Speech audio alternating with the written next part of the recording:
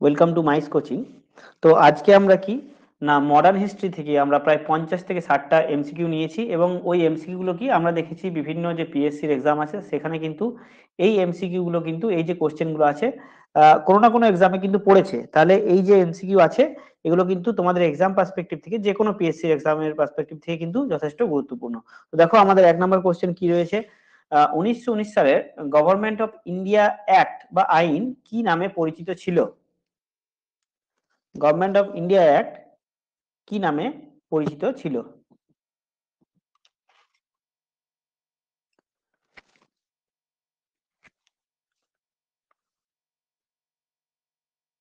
আচ্ছা, ভাবনা চিন্তা করে বলো।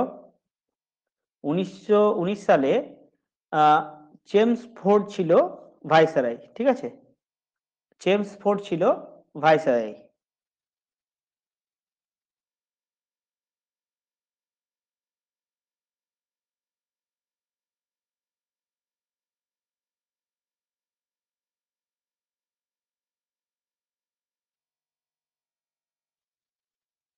একটু ভাবনা চিন্তা করে বলো।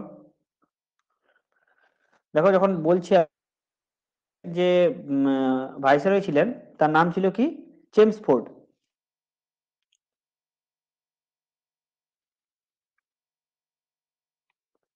তো যেহেতু জেমস ফোর্ড ভাইসরয় ছিলেন, তো এর অ্যান্সারটা কি হবে? এর অ্যান্সারটা হবে সি। একটা সি। গভর্নমেন্ট অফ ইন্ডিয়া আইন মন্টেগু চেমসফোর্ড রিফর্ম নামেও পরিচিত। তো এখানে দেখো যে 1919 সালে আইনে কি হয়েছিল না, প্রথমবারের জন্য ডায়ার্কি যে ব্যাপারটা মানে দ্বৈত শাসন, ঠিক আছে, ডায়ার্কি বা দ্বৈত শাসন ব্যাপারটা এসেছিল। আর এখানে আরেকটা জিনিস গুরুত্বপূর্ণ, সেটা হচ্ছে রাওলাট অ্যাক্ট। তো এই রাওলাট অ্যাক্ট কত সালে হয় না, এটাও কিন্তু ওই 1919 সালেই পাস হয়, কিন্তু এটা কিন্তু গভর্নমেন্ট অফ ইন্ডিয়া অ্যাক্ট বলতে পারবো না। এই রাওলাট একটা নাম কি ছিল? এটার নাম ছিল অ্যানার্কিয়াল অ্যান্ড রিভলিউশনারি ক্রাইমস অ্যাক্ট। মানে ধরো সেই সময় যে তোমার রিভলিউশনারি ছিল, যারা বৈপ্লবিক কার্যকলাপে যুক্ত ছিল, তাদেরকে দমন করার জন্য এই আইনটা আনা হয়েছিল। তো এটাকে গান্ধীজি কি বলেছিলেন? গান্ধীজি বলেছিলেন এটাকে কি বলেছিলেন, কেউ বলো কি আইন বলেছিলেন? তো এটাকে গান্ধীজি কি আইন বলেছিলেন? এটাকে বলেছিলেন ব্ল্যাক অ্যাক্ট। ব্ল্যাক অ্যাক্ট, ঠিক আছে। বেশ। বেশ, 2 নম্বর দেখো, আর্য সমাজের প্রতিষ্ঠাতা কে? আর্য সমাজের প্রতিষ্ঠাতা কে? দুয়েরটা। দুয়েরটা হচ্ছে কি? ঠিক বলেছো তোমরা, সেটা হচ্ছে সি, স্বামী দয়ানন্দ সরস্বতী। তো স্বামী দয়ানন্দ সরস্বতীর একটা ফেমাস লাইন আছে, সেটা কি?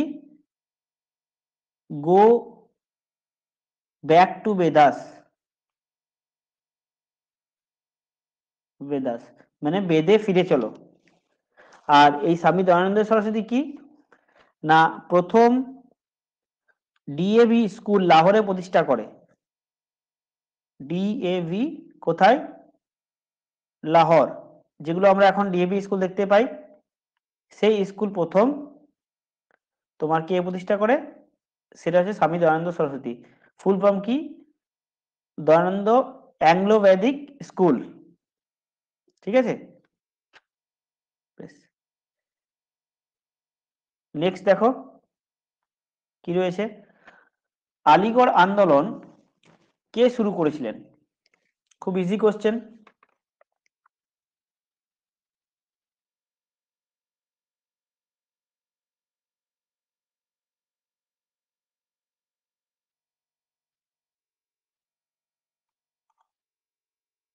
কে করেছিলেন?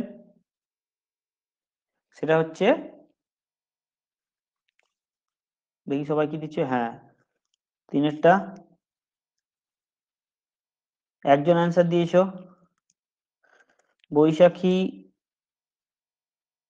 দিশা, শুভ্রা, রিম্পা, অনু। সবাই অ্যান্সার দেওয়ার চেষ্টা করো। চরণ, ঠিক আছে, ঠিক দিয়েছো এটা। অর্পিতা, এটা হচ্ছে সৈয়দ আহমেদ খান, ঠিক আছে। আলিগড় আন্দোলন শুরু করে, ঠিক আছে। এবার এই যে আলিগড় আন্দোলন, তো তিনি একটা স্কুলও তৈরি করেছিলেন, আলিগড় স্কুল। তো সেটা কত সালে? 1875। 1875।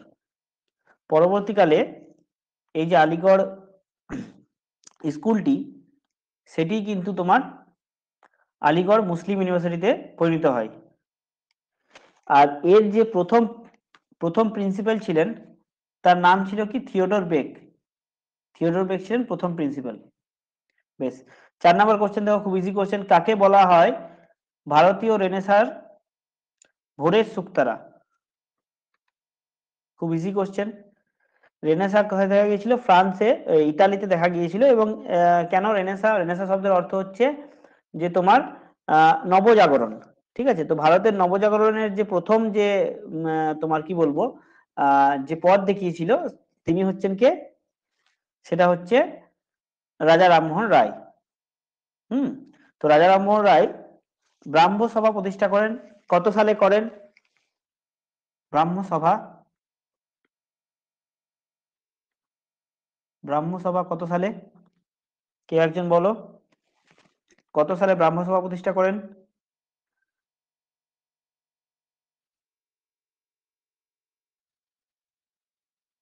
কত সালে করেছিলেন? কেউ একজন? সালটা মনে পড়ছে না? সেটা হচ্ছে 1828। ঠিক আছে? আর 1815 সালে আত্মীয় সভা প্রতিষ্ঠা করে। ঠিক আছে? আচ্ছা, এছাড়াও তিনি যে কাজটা করেছিলেন, সেটা হচ্ছে সতীদাহ প্রথা যে রদ হয়েছিল, যে আইনটা পাস হয়েছিল, মানে কার জন্য হয়েছিল? মেনলি এই রাজা রামমোহন রায়ের জন্য হয়েছিল। ঠিক আছে? বেশ। চলো নেক্সট দেখি, কোন বছর কলকাতা বিশ্ববিদ্যালয় স্থাপিত হয়েছিল? এটা বারবার আমি কোশ্চেনে দিয়েছি।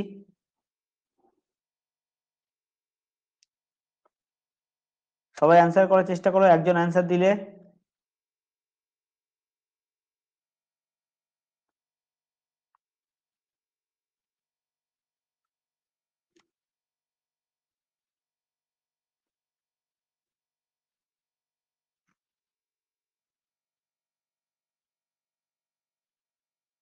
ঠিক।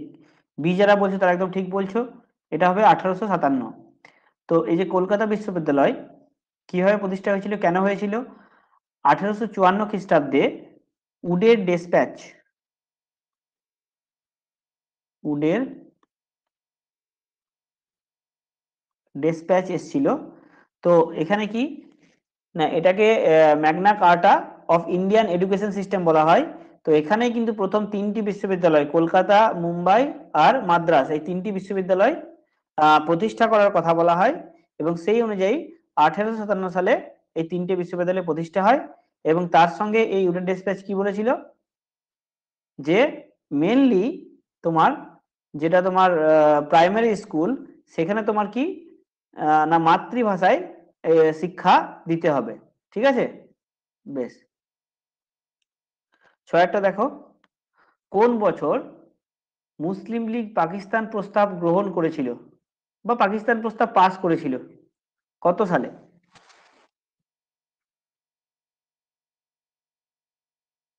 কত সালে? ছয়টা তিনজন দিয়েছো। চরণ, অর্পিতা, দিশা, আরো সবাই চেষ্টা করো। শ্রাবণী, অনু, রিম্পা, শুভ্রা, তোমরা দাও, গেস করো। কারণ এখানে দেখো আমি যেটা বলছি, যে এখানে ভুল হলে ক্ষতি নেই। কারণ এখানে যেটা তোমার ভুল হবে, আমি বারবার বলি যে এটা এখানে বা মক টেস্টে যেগুলো তোমার ভুল হবে, সেই ভুলগুলো তোমার পরবর্তীকালে যখন মেন এক্সাম তুমি দেবে, তখন কিন্তু আর হবে না। বুঝতে পারলে তো? মানে যত ভুল তুমি প্র্যাকটিসের ক্ষেত্রে করবে, সেই ভুলটা পরবর্তীকালে রিপিট হওয়ার চান্স কিন্তু আর নেই। কারণ যেটা তুমি ভুল করবে, সেটা তোমার ভালো করে মনে থাকবে। ঠিক আছে? বেশ। ঠিক আছে। তো এটার অ্যান্সার কি হবে? এটা হবে 1940। ঠিক আছে? 1940। তো এই যে মুসলিম লীগ পাকিস্তান, এই যে ব্যাপারটা আছে, তো এখানে অনেকগুলো কোশ্চেন একসঙ্গে হয়। যেমন এই পাকিস্তান আইডিয়াটা, পাকিস্তানের ধারণা বা পাকিস্তান গঠনের যে আইডিয়া, মানে ধরো ওই যে সিন্ধু, তারপরে তোমার লাহোর, ইসলামাবাদ, এই জায়গাটা নিয়ে পাকিস্তান যে গঠন, এই পাকিস্তান গঠনের যে আইডিয়াটা দিয়েছিল, পাকিস্তানের আইডিয়াটা, এটা কে দিয়েছিল? এটা দিয়েছিল তোমার মোহাম্মদ ইকবাল। ঠিক আছে, এমডি মানে মোহাম্মদ ইকবাল, এইটা তোমার আইডিয়াটা দিয়েছিল। ঠিক আছে, মোহাম্মদ ইকবাল এই আইডিয়াটা দেয়, নাম্বার ওয়ান। আর এই পাকিস্তান যে নামটা, মানে এই যে নাম পাকিস্তান, ঠিক আছে, এই নামটাকে দিয়েছিল, এটা দিয়েছিল চৌধুরী রহমত আলী। তাহলে পাকিস্তান নাম দিয়েছিল, পাকিস্তান নাম দিয়েছিল কে? চৌধুরী রহমত আলী, চৌধুরী রহমত আলী, এটা মনে রাখবে। এই দুটো কিন্তু এক্সামে দেয় কোশ্চেন। ঠিক আছে, আর মোহাম্মদ ইকবালের নিয়ে আরেকটা জিনিস মনে রাখবে, যে সারে জাহাঁ সে আচ্ছা হিন্দুস্তান হামারা, এই যে গানটা, এটার লেখকও কিন্তু হচ্ছে এই মোহাম্মদ ইকবাল। ঠিক আছে, এটা তোমরা মনে রাখবে, এই কয়েকটা কিন্তু দেয়। বেশ, আর সালগুলোর কথা বলছি না। এই 1916 সালে কি হয়েছিল? লখনৌ চুক্তি হয়। 1929 সালে লাহোর অধিবেশন হয় কংগ্রেসের, যেখানে পূর্ণ স্বরাজের দাবি উঠেছিল। আর 1946 সালে এই তোমার মুসলিম লীগ কিন্তু কি করে, ডাইরেক্ট অ্যাকশন ডে ঘোষণা করে। ঠিক আছে, এবার এগুলো নিয়ে কোশ্চেন কিন্তু পরে আছে, তাই ডিটেলস আমি বলছি না। এবার দেখো গান্ধীজির ভারতে গণ আন্দোলনের প্রথম অভিজ্ঞতা। গান্ধীজি দক্ষিণ আফ্রিকা থেকে আসার পর প্রথম যে তোমার 1915 সালে গান্ধীজি ভারতে আসে, তো প্রথম যে আন্দোলন করে 1917 সালে, সেই আন্দোলনের অভিজ্ঞতাটা কোথায় হয়েছিল? বরদৌলি, ডান্ডি, চৌরি চৌরা, চম্পারণ।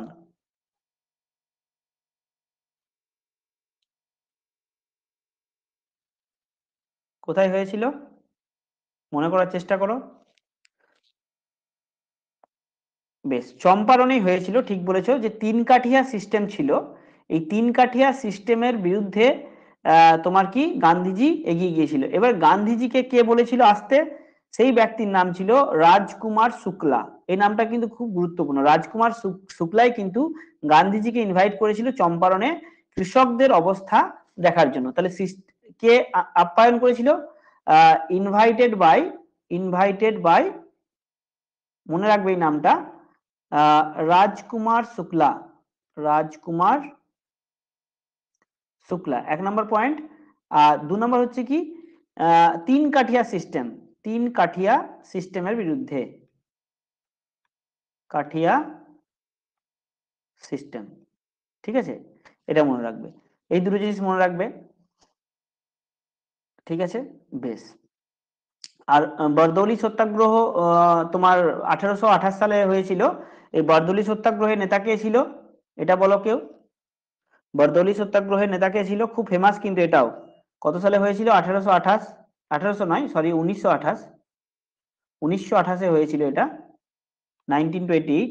এর নেতা কে ছিল কেউ বলতে পারবে? আচ্ছা, একটা হিন্টস দিচ্ছি। গুজরাটে যে ব্যক্তির সর্বোচ্চ মূর্তি, মানে পৃথিবীর মধ্যে সর্বোচ্চ হাইটের মূর্তি যার আছে, সেই কিন্তু এর নেতৃত্ব দান করেছিল। এবার তোমরা বলো, এই হিন্টসটা দিলাম। গুজরাটে কার মূর্তি আছে সবচেয়ে উঁচু? একদম ঠিক বলেছো, সর্দার বল্লভভাই প্যাটেল। বেশ, মনে রাখবে এই বরদলি সত্যাগ্রহ গ্রহেই কিন্তু এই বল্লভভাই প্যাটেলকে তার যে সর্দার উপাধি সেখানকার মহিলারা দিয়েছিল। ঠিক আছে, সেখানকার মহিলারা দিয়েছিল। তাহলে এটার অ্যান্সার কি হবে? সর্দার বল্লভভাই প্যাটেল, বরদলি সত্যাগ্রহ, সর্দার বল্লভ ভাই প্যাটেল। ওকে, বেশ। ডান্ডি আমি বলছি না এখন, আর চৌরি চৌরাও বলছি না, কারণ এগুলো কোশ্চেন আছে। ঠিক আছে, বেশ। এরপর দেখো চিরস্থায়ী বন্দোবস্ত বা পার্মানেন্ট সেটেলমেন্ট, ঠিক আছে, কে প্রবর্তন করে? কে করে চিরস্থায়ী বন্দোবস্ত? বাহ, এটা সবাই ঠিক অ্যান্সার দিয়েছো, এটা হচ্ছে লর্ড কর্নওয়ালিস। ঠিক আছে, বেশ। এখানে মনে রাখবে এই যে চিরস্থায়ী বন্দোবস্ত, এই চিরস্থায়ী বন্দোবস্তটা প্ল্যান কে করেছিল? প্ল্যান্ড বাই জন সোর।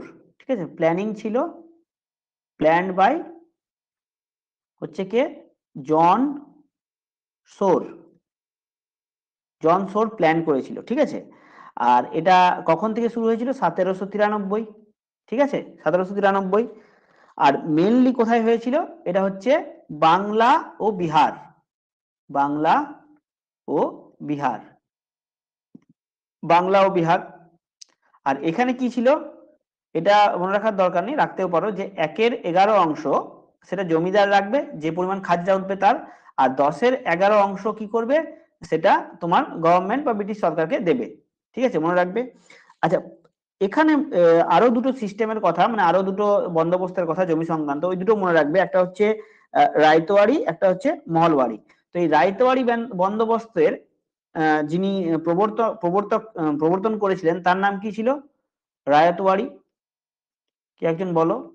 রায়তওয়ারি। রায়ত মানে হচ্ছে কৃষি, মানে কৃষকের সঙ্গে সরাসরি বন্দোবস্ত। কত বছরের জন্য? প্রায় 30 ইয়ার, 30 ইয়ারের জন্য করেছিল। তো এরা কারা ছিল? এরা ছিল থমাস মুনরো আর আলেকজান্ডার রিড। মুনরো মনে রাখবে, এ মুনরো, ঠিক আছে, মুনরো আর আলেকজান্ডার রিড, মুনরো ও রিড, ঠিক আছে, মুনরো ও রিড, এরা তোমার করেছিল।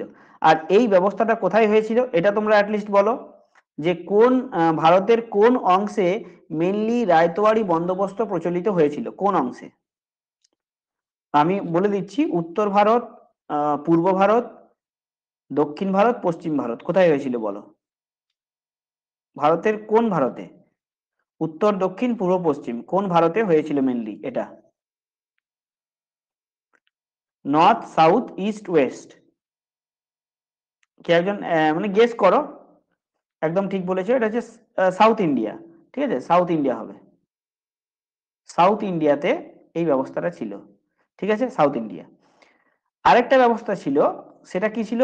মহলওয়ারি। মানে এখানে যেমন কৃষকের সঙ্গে সরাসরি বন্দোবস্ত, ওখানে মহল মানে গ্রামের কয়েকটি যারা গণ্যমান্য ব্যক্তি আছে তাদের সঙ্গে বন্দোবস্ত। তো এটার প্রবর্তক কে ছিলেন? এটা ছিল এলিফিনেস্টোন। মহল ওয়ারি এর প্রবর্তক কে ছিল? এলিফিনেস্টোন, ফিনিস্টোন, এলিফিনেস্টোন এর প্রবর্তক ছিল। এবং এটা মেনলি হয়েছিল কোথায়? নর্থ ওয়েস্ট ইন্ডিয়া, মানে ওই পাঞ্জাব, হরিয়ানা, এই জায়গাটাতে হয়েছিল মহলওয়ারি বন্দোবস্ত। ঠিক আছে, তাহলে তিনটে বন্দোবস্ত, একটা হচ্ছে চিরস্থায়ী, একটা হচ্ছে রায়তওয়ারি, একটা মহলওয়ারি, তিনটে বন্দোবস্ত কে প্রচলন করে, কোথায় হয়, এই এই কয়েকটা জিনিস তোমরা মনে রাখবে। ঠিক আছে, বেশ। নেক্সট কোশ্চেন, দিল্লির কেন্দ্রীয় আইনসভা কক্ষে কে ধ্বনি তুলেছিল বিপ্লব দীর্ঘজীবী হোক? বিপ্লব দীর্ঘজীবী হোক, খুব ইজি কোশ্চেন। আচ্ছা, এই এই ব্যক্তির সঙ্গে আরেকজন ব্যক্তি বোমা নিক্ষেপ করেছিল দিল্লির কেন্দ্রীয় আইনসভায়, সেই ব্যক্তির নাম ছিল বটুকেশ্বর দত্ত। এবং আরেকজন কে ছিল? অবশ্যই সেটা ছিল ভগৎ সিং। তাহলে ভগৎ সিং এটা তোমার বলেছিল বিপ্লব দীর্ঘজীবী হোক। ঠিক আছে, ইনকলাব জিন্দাবাদ। আর যেটা হচ্ছে তোমার এই যে বিপ্লব দীর্ঘজীবী হোক বা ইনকলাব জিন্দাবাদ, এই কথাটার কয়েন্ট কে করেছিলেন, টার্মটা প্রথম কে এনেছিলেন? এই টার্মটা প্রথম এনেছিলেন হসরত মোহানি। ঠিক আছে, মনে রাখবে, হসরত মোহানি, হসরত মোহানি এই টার্মটা কয়েন্ট করেছিলেন, মানে দিয়েছিলেন। ঠিক আছে, এই টার্মটা দিয়েছিলেন হসরত মোহানি। তো যে দুটো কারণে তোমার কি এই বোমা নিক্ষেপ করা হয়েছিল, একটা হচ্ছে পাবলিক সেফটি বিল, পাবলিক সেফটি বিল, আরেকটা হচ্ছে কি প্লাস ট্রেড ডিসপুট বিল। এই দুটো বিলের প্রতিবাদে, ট্রেড ডিসপুট বিল, এবং এর জন্যই তিনি কি লিখেছিলেন, একটা মানে তোমার একটা তোমার কি বলবো, একটা এসে লিখেছিলেন, টু মেক দ্য ডিফ, ডিফ মানে যারা শুনতে পায় না, ডিফ হেয়ার।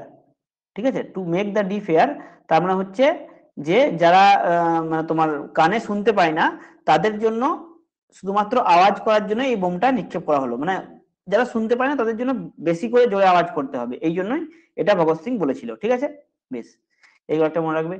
10 নম্বর কোশ্চেন দেখো, প্রার্থনা সমাজের প্রতিষ্ঠাতা কে বা প্রতিষ্ঠা কে করেন? দশেরটা অনেকে অ্যান্সার দিয়েছো, ঠিক আছে, ঠিক অ্যান্সার দিয়েছো। দশেরটা হচ্ছে কে? আত্মারাম পান্ডুরাং। ঠিক আছে, দশেরটা কে কে করেছে? আত্মারাম পান্ডুরাং। কত সালে? 1867। আর তাকে সাহায্য করেছিলেন কে? এম জি নানাডে এবং আর জি ভান্ডারকর তাকে সাহায্য করেছিলেন। ঠিক আছে, বেশ। এরপর দেখো, মায়ের দেওয়া মোটা কাপড় গানটি কার লেখা? গানটা আমরা শুনেছি, মায়ের দেওয়া মোটা কাপড় মাথায় তুলে নেড়ে ভাই, দিন দুঃখিনী মা যে আমাদের, এর বেশি আর সাধ্য নাই।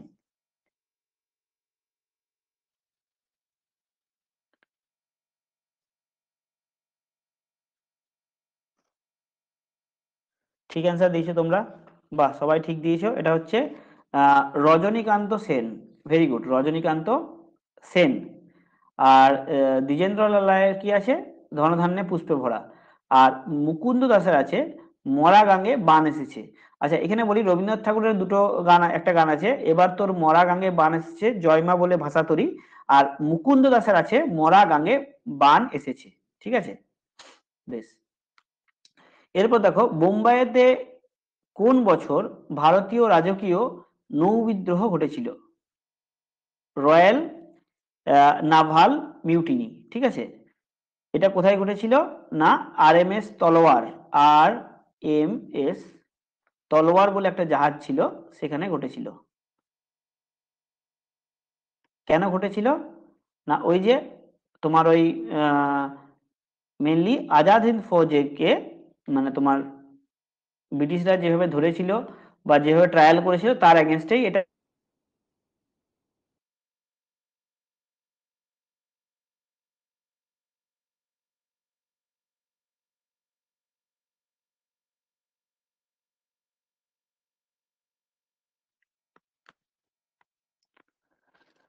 বেশ, নেক্সট দেখো, ভারতের জাতীয় কংগ্রেসের প্রথম অধিবেশন কোথায় হয়? খুব ইজি কোশ্চেন। 1885 সালে হয়েছিল প্রথম অধিবেশন। প্রথম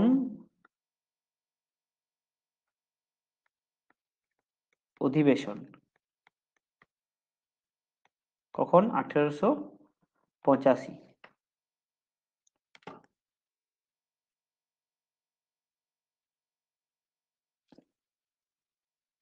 কত সালে হয়েছিল? সেটা হচ্ছে 13টা বি, বম্বে। বম্বেতে হয়েছিল। কে তোমার ইয়ে ছিল, মানে প্রথম সভাপতি কে ছিল? সেটা হচ্ছে উমেশ চন্দ্র ব্যানার্জি। উমেশ চন্দ্র, ইউসি লিখে দিলাম, উমেশ চন্দ্র ব্যানার্জি। ঠিক আছে, আর এই কংগ্রেস প্রতিষ্ঠা কে করেছিল? আচ্ছা, 12-র অ্যান্সারটা, ওকে, হ্যাঁ, 12-র অ্যান্সারটা কি হবে? 12-র অ্যান্সারটা হবে 1946। 1946 সালে তোমার এই ভারতের যে রাজকীয় নৌবাহিনী, তারা কিন্তু বিদ্রোহ করেছিল। ঠিক আছে, 12টা হবে ডি। ওকে, 12টা ডি, বেশ। ইউসি ব্যানার্জি হলো। আর কংগ্রেস প্রতিষ্ঠা কে করে? এটা তোমরা বলো। কংগ্রেস মেইনলি, যদি কংগ্রেসের আমরা প্রতিষ্ঠা বলি, প্রতিষ্ঠাতা বলি, প্রতিষ্ঠাতা যদি বলি আমরা, তাহলে কাকে বলবো? কংগ্রেসের প্রতিষ্ঠাতা একজন ব্রিটিশ ছিলেন, তিনি কি নাম ছিল? কি নাম ছিল তার? কংগ্রেসের প্রতিষ্ঠাতা A.O. Hume, Allan Octavian Hume. ঠিক আছে, এটা ছিল তোমার। এরপর দেখো, ভারতের জাতীয় কংগ্রেসের প্রথম মুসলিম সভাপতি কে ছিলেন? 14টা কত হবে? কে ছিলেন? ঠিক, বদরুদ্দিন তায়েবজি। ঠিক আছে, এখানে তোমাদের একটা কোশ্চেন, খুব ইন্টারেস্টিং কোশ্চেন। আচ্ছা, প্রথম ইংরেজ সভাপতি কে ছিলেন? ভারতের জাতীয় কংগ্রেসের প্রথম ইংরেজ সভাপতি, প্রথম ব্রিটিশ। আচ্ছা, আগের পেজটা বেশ দেখতে পাচ্ছ।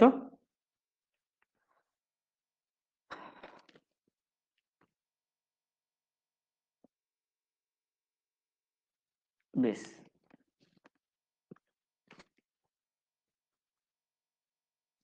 ওকে, এই দুটো হয়ে গেল। এবার নেক্সট আসছে, আচ্ছা এটা হয়নি না, এটা যেটা কোশ্চেন করলাম যে প্রথম ইংরেজ সভাপতি, কংগ্রেস অধিবেশনের প্রথম ব্রিটিশ, ঠিক আছে, কে ছিলেন এটা বলো দেখি, ব্রিটিশ প্রেসিডেন্ট কে ছিলেন? কে একজন, হ্যাঁ ঠিক বলেছে, জর্জ ইয়েলে, জর্জ ইয়েলে, ইনি ছিলেন প্রথম সভাপতি, ঠিক আছে, ব্রিটিশ ভারতের মানে কংগ্রেস অধিবেশনের প্রথম ব্রিটিশ প্রেসিডেন্ট, ঠিক আছে, বেশ। এরপর দেখো, ভারতের মধ্যে দেশীয় রাজ্যগুলির সংযুক্তির ক্ষেত্রে কোন ভারতীয় নেতার একটি মুখ্য অবদান রয়েছে? এটাও খুব ইজি কোশ্চেন। আচার্য কৃপালিনী, গোবিন্দ বল্লভ পন্ত, সর্দার বল্লভভাই প্যাটেল, নাকি হরেকৃষ্ণ মেহতাব?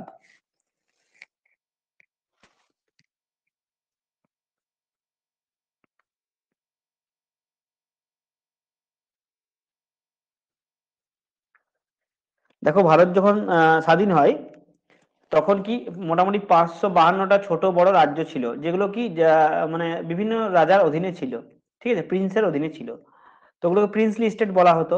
তো এর মধ্যে সব রাজ্যই প্রায় তোমার কি সব যে স্টেট গুলো আছে সেগুলো ভারতের সঙ্গে যুক্ত হয়েছিল, তিনটে বাদ দিয়ে, একটা হচ্ছে কাশ্মীর, জুনাগড় আর হায়দ্রাবাদ, ঠিক আছে। তো তোমার যে জুনাগড় ছিল, সেই জুনাগড়ের মানুষ কি না তোমাকে ভারতের পক্ষে ভোট দেয়, তো ভারতের অংশ হয়ে যায়।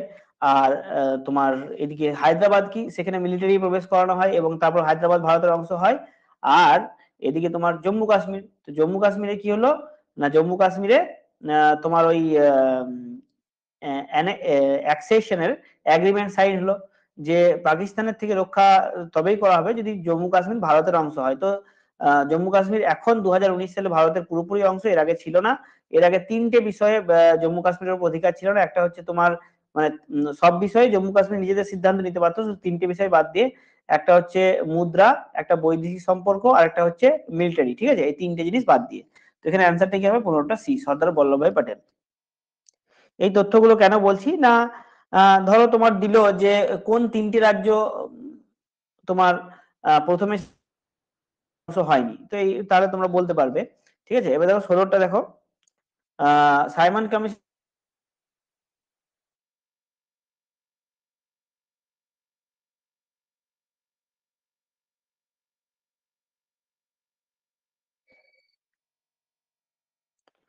জলের মতো কোশ্চেন কিন্তু ইম্পর্টেন্ট। 16টা দুজন দিলে, আরো কয়েকজন দাও।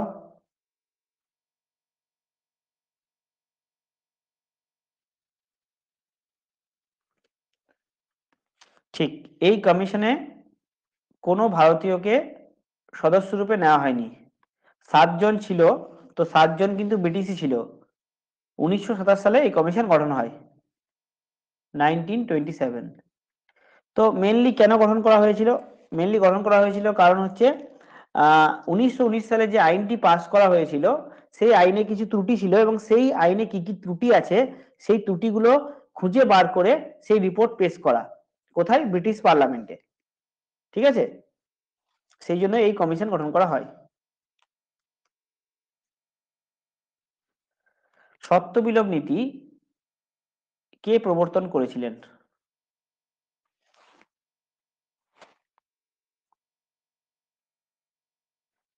দুটো অপশনের মধ্যে সবসময় একটা কনফিউশন থাকে, একটা ওয়েলেসলি, একটা ডালহৌসি, তো অ্যান্সারটা কি হবে, Lord Dalhousie. Doctrine of lapse বা সত্য বিলোপ নীতি প্রথম প্রয়োগ করা হয়েছিল কার কার উপরে, সেটা হচ্ছে মনে রাখবে, সাতারা, সাতারার প্রথম, সাতারা হচ্ছে কত, 1848, এটা মনে রাখবে একটা ডেট। আর ঝাঁসিটা মনে রাখবে, খুব ইম্পর্টেন্ট, ঝাঁসি, ঝাঁসি হচ্ছে 1853, ঠিক আছে। আর শেষ প্রয়োগ করা হয়েছিল, শেষ, সেটা হচ্ছে অযোধ্যা, অযোধ্যা বা আওয়াধ, এখানে কখন হয়েছিল? 1856। এই তোমার কি কয়েকটা রাজ্যে রাজ্যকে মনে রাখবে তোমরা। বেশ, কে লিখেছিলেন ইন্ডিয়া উইন্স ফ্রিডম? কে লিখেছিলেন ইন্ডিয়া উইন্স ফ্রিডম?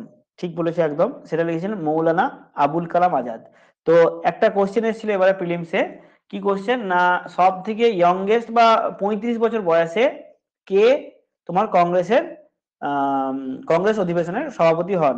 তো সেটা আমি আগের দিন এটা পড়িয়েছিলাম, দেখো এই যখন তোমার কারেন্ট অ্যাফেয়ার্সটা পড়িয়েছিলাম, কারেন্ট অ্যাফেয়ার্স এটা বলেছিলাম যে 1923 সালে প্রথম সভাপতি হন কে? আজাদ। ঠিক আছে, খুব কম বয়সে ইয়ংগেস্ট, তো সেখানে গেস করা সহজ ছিল যদি তুমি আমার ক্লাসটা দেখে থাকো ভালো করে। তো এটার অ্যান্সার কি হবে? তোমার মৌলানা আবুল কালাম আজাদ। এবং আরেকটা কোশ্চেন এসেছিল এই আজাদ থেকে, যে কংগ্রেসের পরপর 6বার প্রেসিডেন্ট কে হয়? সেটাও কিন্তু আজাদ।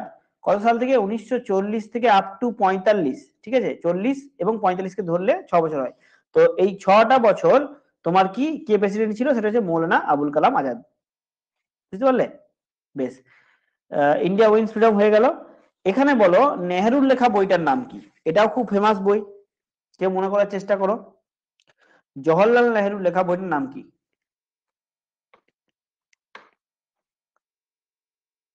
কি নাম বইটার? ঠিক একদম, Discovery of India. Discovery of India.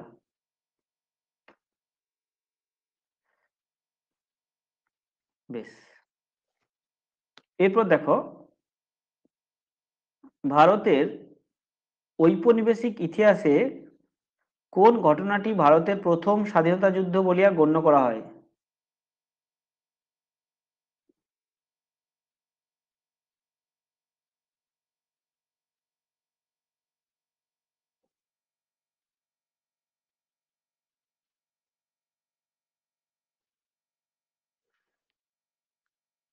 আচ্ছা, প্রথম স্বাধীনতা যুদ্ধ কে বলেছিলেন? এটা ভিডি সাভারকর বলেছিলেন, বিনায়ক দামোদর সাভারকর।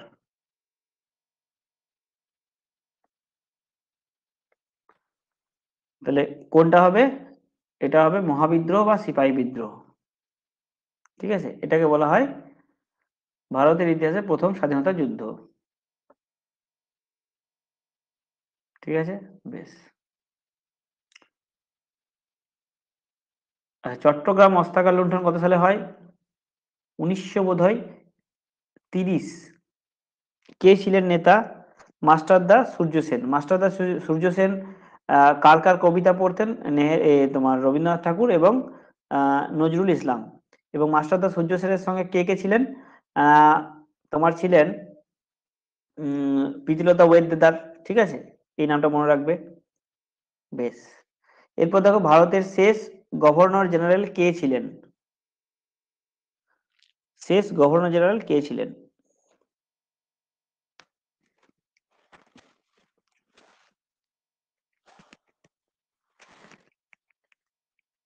কে ছিলেন?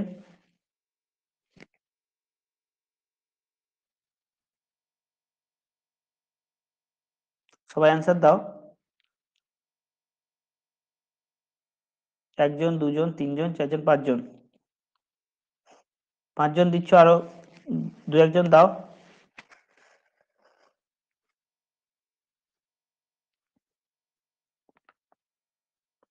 যারা ডি বলেছো তারা একদম ঠিক বলেছো। এটার অ্যান্সার কি হবে? চক্রবর্তী রাজাগোপালচারী। আর এখানে এখানে একটা জিনিস মনে রাখবে, যে লর্ড মাউন্টব্যাটেন কে ছিলেন? শেষ ইংরেজ গভর্নর জেনারেল। যদি এখানে কোশ্চেনটা হতো যে ভারতের শেষ ইংরেজ গভর্নর জেনারেল কে ছিলেন, তো সেটা হতো লর্ড মাউন্টব্যাটেন। কিন্তু যেহেতু এখানে শেষ বলেছে, সেহেতু চক্রবর্তী রাজাগোপালচারী হবে। ঠিক আছে, বেশ। নেক্সট দেখো, ভারতের স্বাধীনতা প্রাপ্তির সময় ভারতের জাতীয় কংগ্রেস সভাপতি কে ছিলেন?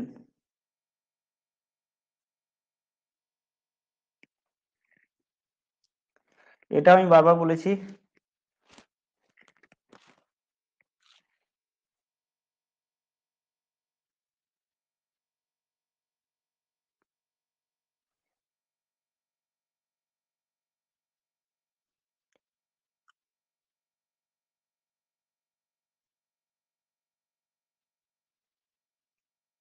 একজন মাত্র ঠিক অ্যান্সার দিলে, এটা হবে জে.বি. কৃপালিনী। 1946-47 সালে জে.বি. কৃপালিনী ছিলেন তোমার জাতীয় কংগ্রেসের সভাপতি। ঠিক আছে, বেশ। আর ঠিক তার 1 বছর পরে 1948 সালে কে সভাপতি হয়েছিলেন? সেটা হচ্ছে পট্টাভি সীতারামাইয়া, যাকে একসময় সুভাষচন্দ্র বসু হারিয়েছিলেন। বেশ। 22 নম্বর কোশ্চেন দেখো, ভারতের ভারতের স্বাধীনতা প্রাপ্তির সময় ব্রিটিশ প্রধানমন্ত্রী কে ছিলেন? এটা খুব ইজি কোশ্চেন। কে ছিল?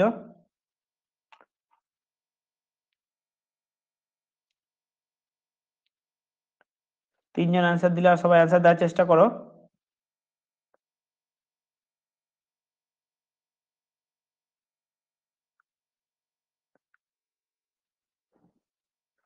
দুটো নামের মধ্যে কনফিউশন হবে, একটা হচ্ছে এটলি, একটা চার্চিল। চার্চিল আর এটলি খুব মানে তোমার কাছাকাছি সময়ে হয়েছিলেন। তো যখন তোমার ওই গ্রেট ক্যালকাটা কিলিং হয় 1946 সালে, সেই সময় পিএম ছিলেন উইনস্টন চার্চিল। ঠিক তার কিছু সময় পরে পিএম হন ক্লেমেন্ট এটলি। ঠিক আছে, তো স্বাধীনতা প্রাপ্তির সময় পিএম কে ছিল? সেটা ক্লেমেন্ট এটলি, মনে রাখবে। এরপর দেখো 1946 সালে কোন মিশন বা কমিশন ভারতে আসে? এটাও খুব ইজি কোশ্চেন।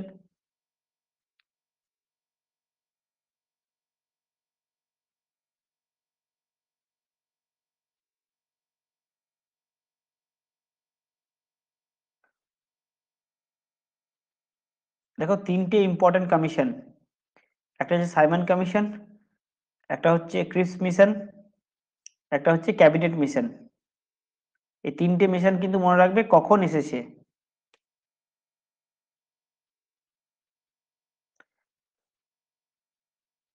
আচ্ছা, সি অনেকে বলছো, সি কিভাবে বলছো বুঝতে পারছি না, কারণ কিছুক্ষণ আগে আমি সাইমন কমিশন পড়ানোর সময় বললাম, কোশ্চেনটা যখন ছিল যে সাইমন কমিশন ভারতে তোমার গঠন হয় 1927 সালে।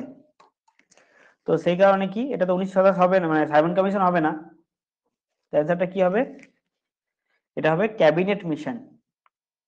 ক্যাবিনেট মিশন আসে তোমার 1946, আর ক্রিপস আসে 1942, আর এটা হবে 1946। আর এটা কত হবে? সাইমন কমিশন 1927 সালে গঠন হয়। ঠিক আছে, বেশ। এই সাইমন কমিশনের সময় কিন্তু যখন তোমার প্রোটেস্ট হয়, তখন একজন ব্যক্তি, বিখ্যাত ব্যক্তি মারা যান লাঠিচার্জের জন্য, যিনি পাঞ্জাব কেসরি নামে পরিচিত ছিলেন। তো সেই ব্যক্তিটির নাম কি বলতো?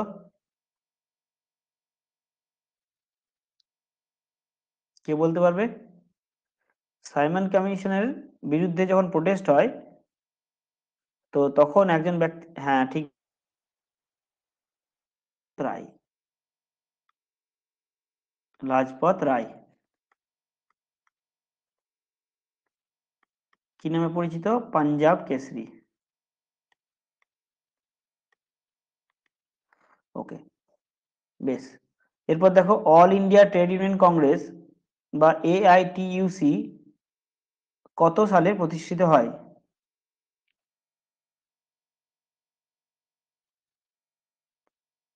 খুব ইম্পর্টেন্ট কোশ্চেন। এবং কেন ইম্পর্টেন্ট? না, এটাই কিন্তু ভারতের প্রথম ট্রেড ইউনিয়ন। ঠিক আছে, ভারতের প্রথম শ্রমিক সংগঠন কোনটি এটা?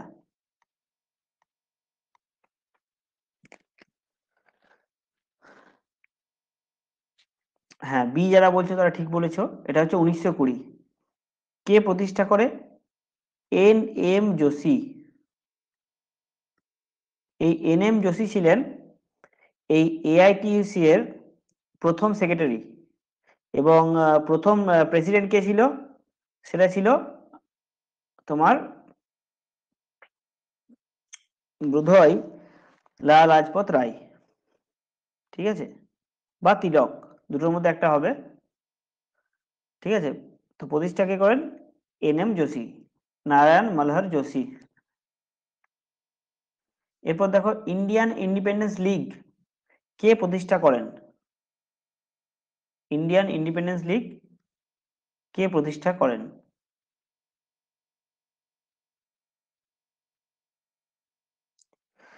1942 সালে টোকিওতে ইন্ডিয়ান ইন্ডিপেন্ডেন্স লীগ প্রতিষ্ঠা হয়। কে করেছিলেন? দুজন মাত্র অ্যান্সার দিলে।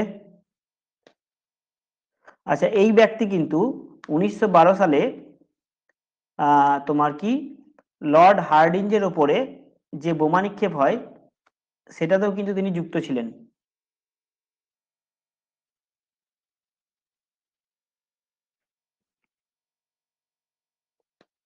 এবার নিশ্চয়ই তোমরা বলতে পারবে। হ্যাঁ, ঠিক বলেছো, এটা হচ্ছে রাসবিহারী বসু, একদম ঠিক। বেশ, এরপর দেখো কংগ্রেসকে আনুবীক্ষণিক সংখ্যালঘিষ্ঠ বলে কে সমালোচনা করেছেন? Congress represent only microscopic minority.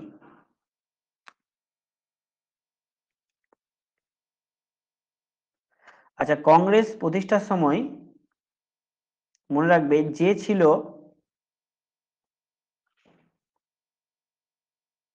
Viceroy তিনি কিন্তু এটা বলেছিলেন।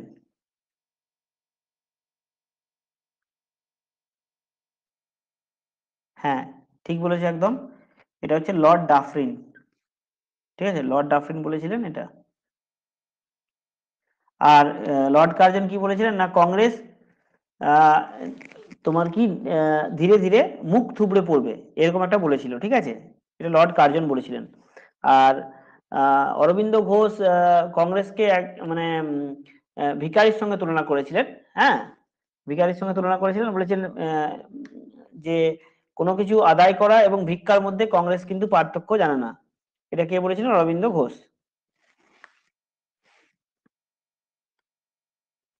বেশ, কে অভিনব ভারত প্রতিষ্ঠা করে?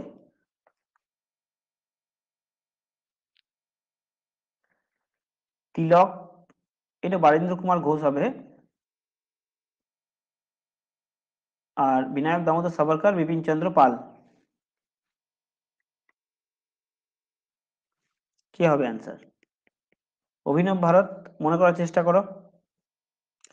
যিনি মিত্র মেলা প্রতিষ্ঠা করেছিলেন তিনি কিন্তু অভিনব ভারত প্রতিষ্ঠা করেছিলেন। এর মিত্র মেলা কে করেছিলেন?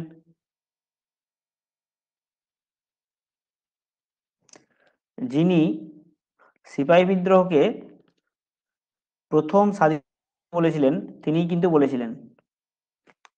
কি হবে তাহলে? দেখা, এতগুলো ক্লু দিলাম।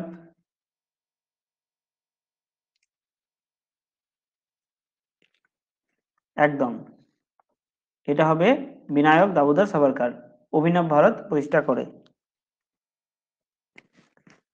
এরপর দেখো কে সত্যশোধক সমাজ প্রতিষ্ঠা করে বা ট্রুথ সিকার সোসাইটি প্রতিষ্ঠা করে? কি করে? ঠিক, ঠিক বলেছো, বৈশাখী, অর্পিতা, দিশা, শ্রাবণী, চরণ, তোমরা সবাই ঠিক অ্যান্সার দিয়েছো। এটা হচ্ছে জ্যোতিবা ফুলে। জ্যোতিবা ফুলের বিখ্যাত বই কি? সেটা হচ্ছে গুলামগিরি। গুলামগিরি।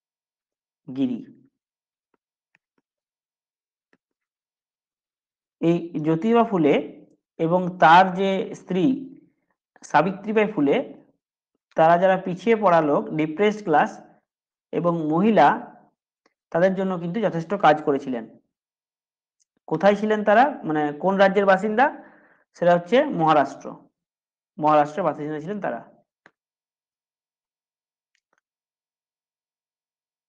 নেক্সট দেখো কে হিন্দু প্যাট্রিয়টের সম্পাদক ছিলেন?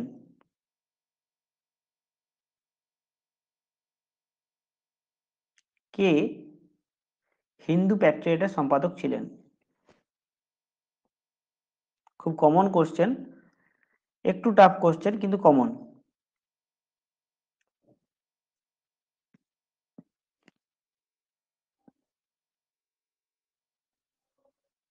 কে ছিলেন? এটা হচ্ছে হরিশচন্দ্র মুখার্জি। ঠিক আছে, হরিশচন্দ্র মুখার্জি।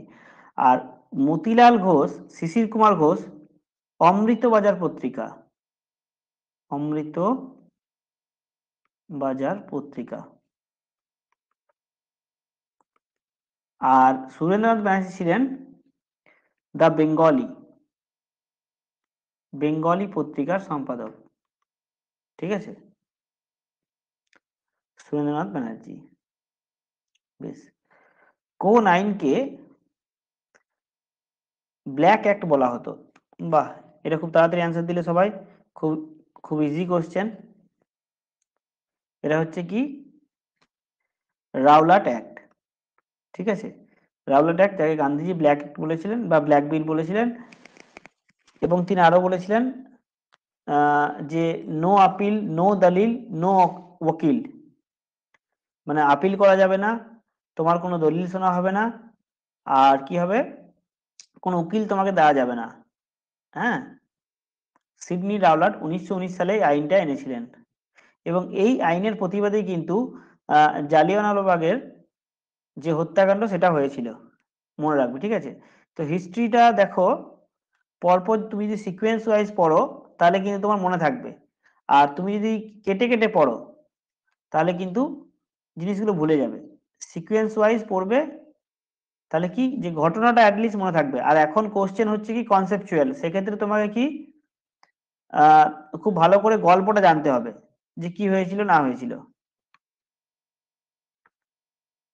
বেশ। পিটের ভারত স্বাধীন আইন সেটা হয়েছিল কত? 1784-তে। সিলেক্ট অনেকগুলো এসেছিল, প্রথম যেটা এসেছিল বোধহয় 1861, আর রেগুলেটরি অ্যাক্টও প্রথম এসেছিল 1773। ঠিক আছে, বেশ। কোন কংগ্রেস অধিবেশনে পূর্ণ স্বাধীনতার দাবি বা পূর্ণ স্বরাজের দাবি প্রথম উত্থাপিত হয়? নাগপুর, অমৃতসর, লাহোর, কলকাতা। পূর্ণ স্বরাজ, যার সভাপতির দায়িত্বে কে ছিলেন? জওহরলাল নেহেরু।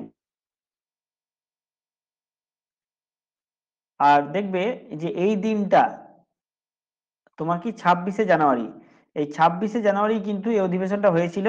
এবং এই 26শে জানুয়ারিতে আমাদের প্রজাতন্ত্র দিবস মানানো হয়। তার কারণ কি, সেই দিনেই কিন্তু পূর্ণ স্বরাজের ঘোষণা হয়েছিল। তাহলে অ্যান্সার কি হবে? এটা হবে লাহোর অধিবেশন, লাহোরে হয়েছিল। কত? 1929। পূর্ণ স্বরাজ, মনে রাখবে কথাটা। কোন বছর রেগুলেশন 17 বিধিবদ্ধ করে সতীদাহ প্রথা নিষিদ্ধ ঘোষিত হয়েছিল? কোন বছর? সেটা হচ্ছে, ঠিক অ্যান্সার দিয়েছিল 1829। আর কে ছিল সেই সময় তোমার ভাইসরয়? ভাইসরয় কে ছিল? আচ্ছা, ভাইসরয় বলা ভুল হবে, এটা হবে তোমার কি, গভর্নর জেনারেল। ঠিক আছে, গভর্নর জেনারেল। কে ছিল governor general? Governor general of India, IND, কে ছিল? Bentinck, William Bentinck.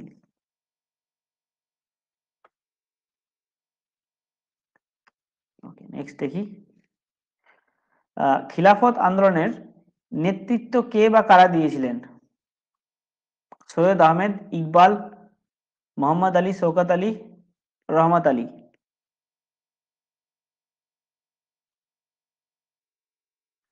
মনে রাখবে, তুর্কির খলিফা, মানে খলিফাকে যখন তার ক্ষমতাচ্যুত করা হয়, তার যে ক্ষমতা ছিল সেটা যখন কেড়ে নেওয়া হয় ব্রিটিশের দ্বারা, তখন কিন্তু কি আহ, সমগ্র বিশ্বের মুসলিমরা কিন্তু এর বিরুদ্ধে সোচ্চার হয়েছিল, কিন্তু ভারতেও হয়েছিল। তো ভারতে কি গান্ধীজিও কিন্তু এই মুসলিমদের সঙ্গে ছিলেন, কারণ গান্ধীজি দেখেছিলেন যে এটাই একটা সুযোগ যেখানে মুসলিম এবং হিন্দুদের মধ্যে একটা একটা ভালো সম্পর্ক, রিলেশন করা যাবে। তার ফলে কি পরবর্তীকালে যে আন্দোলন সেগুলো খুব ভালো হবে। তো কে ছিলেন? ঠিক অ্যান্সার দিয়েছে, এটা হচ্ছে মোহাম্মদ আলী, শওকত আলী, আলী ব্রাদার। এই খিলাফত আন্দোলন পরবর্তীকালে অসহযোগ আন্দোলনের রূপ নেয় এবং তার নেতৃত্ব দিয়েছিলেন গান্ধীজি স্বয়ং। ঠিক আছে, বেশ। ডেভিড হেয়ার ও আলেকজান্ডার ডাফের সহযোগিতায় কে কলকাতায় হিন্দু কলেজ প্রতিষ্ঠা করে? 1817 সালে প্রতিষ্ঠিত হয়েছিল, মনে রাখবে, 1817।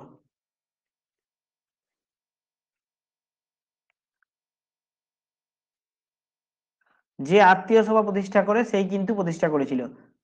দেখো তোমার প্রফেসর ছিল, কিন্তু একদম তোমার 19-20 বছর বয়স, সেক্ষেত্রে একটা কলেজ প্রতিষ্ঠা করার মতো অত ক্যাপাবিলিটি কিন্তু ছিল না। যদিও একটা মুভমেন্ট খুব ভালো করেছিল, কিন্তু সেই মুভমেন্টটা কি কিছু ইয়াং ছেলে, তোমার সম্ভ্রান্ত পরিবারের ইয়াং ছেলে তার সঙ্গে যুক্ত হয়েছিল,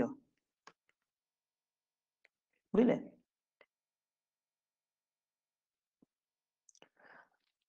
এটার অ্যান্সার কি হবে? ঠিক বলেছে, এটা হচ্ছে রাজা রামমোহন রায়। আর ডিরোজিও সম্পর্কে বলতে গেলে তিনি কি তোমার ডিরোজিওর যে মুভমেন্টটা ছিল ইয়ং বেঙ্গল, এবং তিনি একটা পত্রিকা সম্পাদন করেছিলেন, সেটা হচ্ছে কি হেসপারাস, মনে রাখবে, দা হেসপারাস। আর একটা কবিতা লিখেছিলেন, কবিতাটার নাম বলো, আমি বলেছিলাম।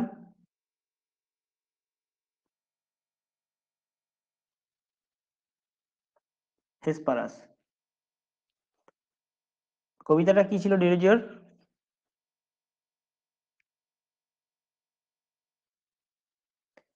India to my native land, Bharat আমার জন্মভূমির প্রতি।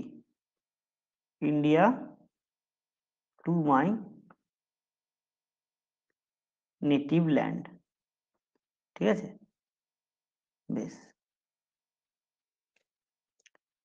নেক্সট দেখো, নিখিল ভারতে মানে AITUC, যেটা আগেই বললাম, ট্রেড ইউনিয়ন কংগ্রেসের প্রথম সভাপতি কে ছিলেন?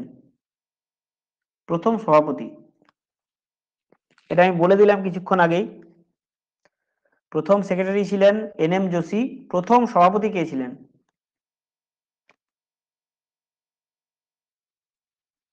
বলো, কিছুক্ষণ আগেই বললাম।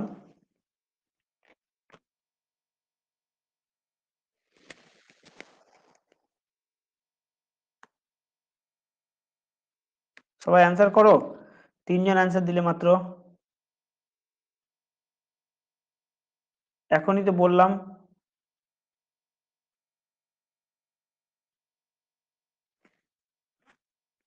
কি বললাম? যাকে পাঞ্জাব কেশরী বলা হয় সেই ছিল সভাপতি। কাকে বলা হয় সভাপতি পাঞ্জাব কেশরী? ঠিক, সেটা হচ্ছে লালা লাজপত রায়। ঠিক। এরপর দেখো নেক্সট কোশ্চেন, নিম্নলিখিত কোন মহিলা ভারতীয় জাতীয় কংগ্রেসের প্রথম মহিলা সভাপতি ছিলেন? এটা আমি অনেকবার কোশ্চেনে দিয়েছি, সবাই পারা উচিত। একদম ঠিক বলেছে, এটা হচ্ছে অ্যানি বেসান্ত। অ্যানি বেসান্ত ছিলেন প্রথম সভাপতি, ঠিক আছে।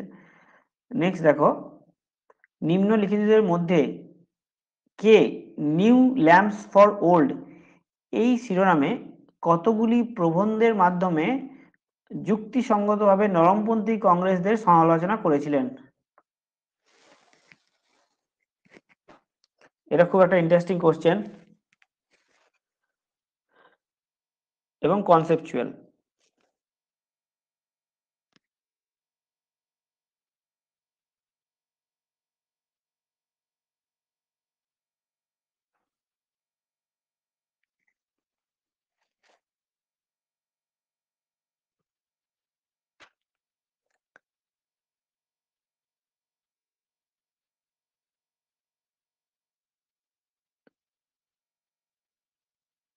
ঠিক, এটার অ্যান্সার কি হবে? অরবিন্দ। অরবিন্দ ঘোষের আরেকটি বই আছে বিখ্যাত, the essay on Gita. Essay on Gita, আর একটা হচ্ছে সাবিত্রী। সাবিত্রী, এই দুটো বই তোমার অরবিন্দ ঘোষের বিখ্যাত। আরো বই আছে, তো এই দুটো কিন্তু বিখ্যাত, এবং তিনি ছিলেন কি চরমপন্থী নেতা, ঠিক আছে। যখন মুরারিপুকুর বা মানিকতলা কেস হয়, যেখানে তোমার ওই ক্ষুদিরাম বসু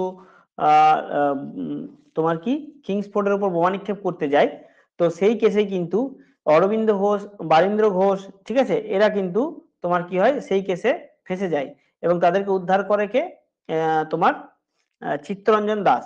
এবং এরপরেই কিন্তু অরবিন্দ ঘোষ যে অ্যাক্টিভ পলিটিক্স, সেখান থেকে তিনি সন্ন্যাস গ্রহণ করেন, এবং সেখান থেকে তিনি আর কি সরে আসেন, এবং কি অন্ধ্রপ্রদেশের একটা জায়গা আছে মন্ডপল্লে, তো সেখানে তিনি কি করেন না, তার যে তোমার অরবিল্ল বলে যে আশ্রমটা, সেটা প্রতিষ্ঠা করেন সেখানে, ঠিক আছে, সেখানে তিনি প্রতিষ্ঠা করেন। তো তিনি অনেকদিন সাজাও কেটেছিলেন, অনেক বছর। হ্যাঁ, তো সেখানেই তিনি কি না, তার যে মনে হয় যে না আমার জীবন পলিটিক্সের জন্য নয়, আমার জীবন অন্য কিছুর জন্য, সেখানে তার ফিল হয়, এবং তিনি পলিটিক্স থেকে তখন রিটায়ার নেন। ঠিক আছে, আর্টিস্টটা দেখো, বাংলার কৃষক প্রজা পার্টি কে প্রতিষ্ঠা করে?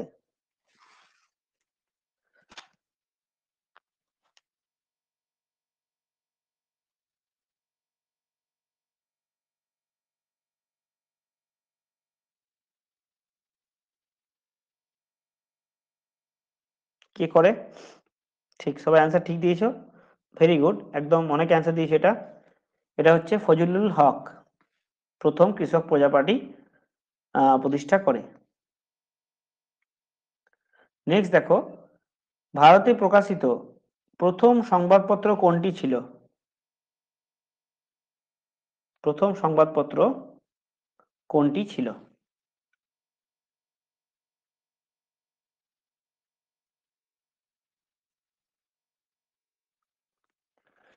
এই কোশ্চেনটা এসেছিল এবার প্রিলিমসে।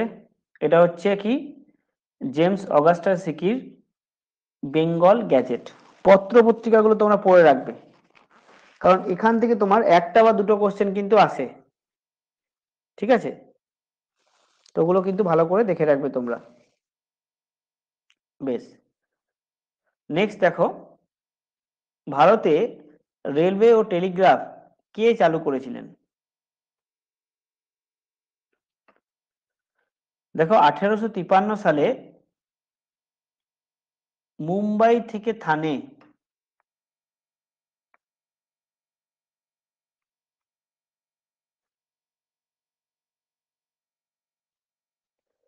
মুম্বাই টু থানে প্রথম রেল চলে। তবে সালটা দেখে বুঝতে পারছো কে হবে, লর্ড ডালহৌসি রেলওয়ে এবং টেলিগ্রাফ চালু করেছিলেন। ঠিক আছে, বেশ। আচ্ছা, লর্ড রিপনকে কি বলা হয়? Father of local government. Father of local government কেন বলা হয়? তিনি মানে বর্তমানে যে পঞ্চায়েত সিস্টেম আছে, সেই পঞ্চায়েত সিস্টেমের প্রতি কে ছিলেন? লর্ড রিপন। ঠিক আছে,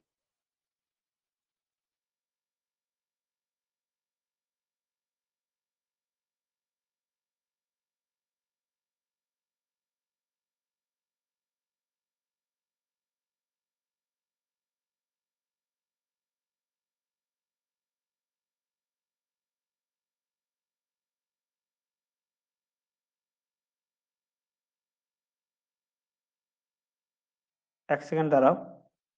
হ্যাঁ, এবার শোনা যাচ্ছে।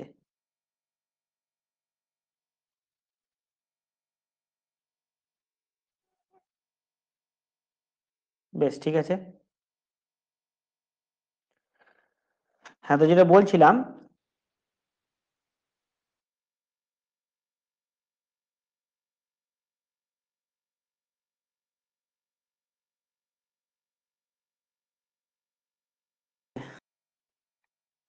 তো রিপনের লিটন, এবং লিটন কি করেছিল, ভার্নাকুলার প্রেস অ্যাক্ট চালু করেছিল। বেশ, নেক্সট চলে যাই। লখনৌ চুক্তি কাদের মধ্যে স্বাক্ষরিত হয়?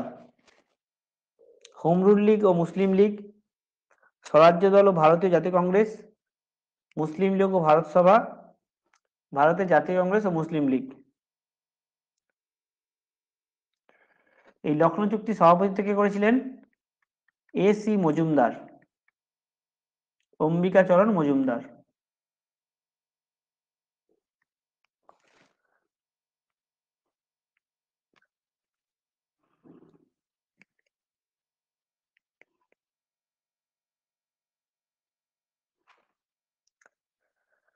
যারা ডি অ্যান্সার দিয়েছে একদম ঠিক দিয়েছো। এটা কংগ্রেস এবং মুসলিম লীগের মধ্যে চুক্তি হয়।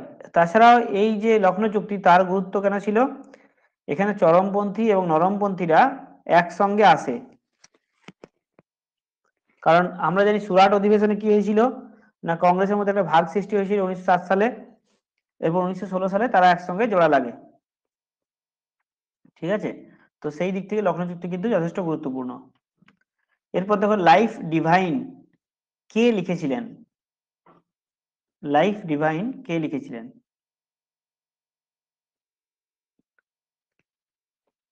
বাহ, সবাই ঠিক অ্যান্সার দিয়েছো। এটা হচ্ছে অরবিন্দ ঘোষ। এটা হবে না, ওটা অরবিন্দ ঘোষ। অরবিন্দ ঘোষের আরো দুটো বই আমি অলরেডি বলে দিয়েছি। ঠিক আছে,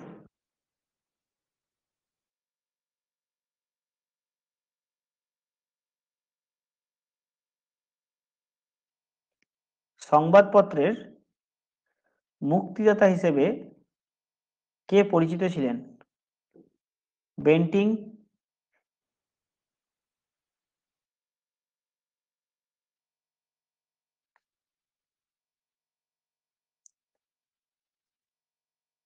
মেকলে,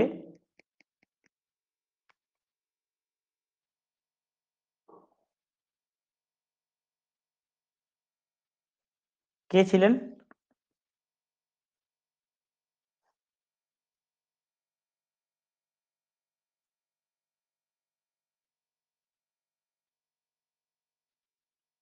এটা ঠিক অ্যান্সার কেউ দিলে না। এটা হবে মেট কাফে। ঠিক আছে, মেট কাফে ওই 1835 থেকে 37 পর্যন্ত কি ছিলেন না, গভর্নর জেনারেল ছিলেন। তো তিনি কি করেন, যে আগের যে আইনগুলো ছিল যেগুলোতে প্রেসকে তোমার কি একটা অবরুদ্ধ করে রেখেছিল, সেগুলো সরিয়ে দেন। সেই জন্য সংবাদপত্রের মুক্তিদাতা রূপে মেটকাফেকেই মানে বলা হয়। এরপর দেখো সিভিল সার্ভিসে প্রবেশের জন্য উন্মুক্ত প্রতিযোগিতার ব্যবস্থা চালু করা হয়েছিল কখন, কবে থেকে?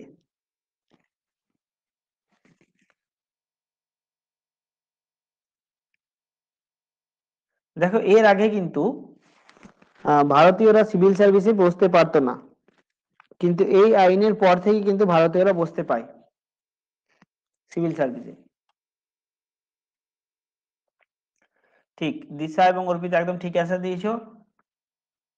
এটা হবে কি 1853। দেখো এবার একটা কোশ্চেন, শুনতে পাচ্ছ তো? হ্যাঁ, তো যেটা বলছিলাম, এবার একটা কোশ্চেন এসেছিল যে প্রথম পার্লামেন্টারি ফর্ম অফ গভর্নমেন্ট কোন আইনে আসে? তো সেটা কিন্তু 1853 হবে। পার্লিয়ামেন্টারি গভর্নমেন্ট, জিওবি। দেখো এখানে কি হয় না, এক্সিকিউটিভ এবং লেজিসলেটিভ এই দুটো জিনিস থাকে এই পার্লামেন্টারি গভর্নমেন্টে। তো এটা প্রথম 1853-তে এসেছিল, দুটো আলাদাভাবে কাজ করে। বেশ, এরপর দেখো 45 নম্বর কোশ্চেন, হিন্দু ও মুসলমানদের পৃথক নির্বাচন মণ্ডলী রূপে নির্ধারণ করার সংস্থান কোন ব্যবস্থার মাধ্যমে করা হয়েছিল, মানে কোন আইনে করা হয়েছিল? আচ্ছা, এখানে মনে রাখবে এটা হচ্ছে সেপারেট ইলেকটোরেট। Separate electorate.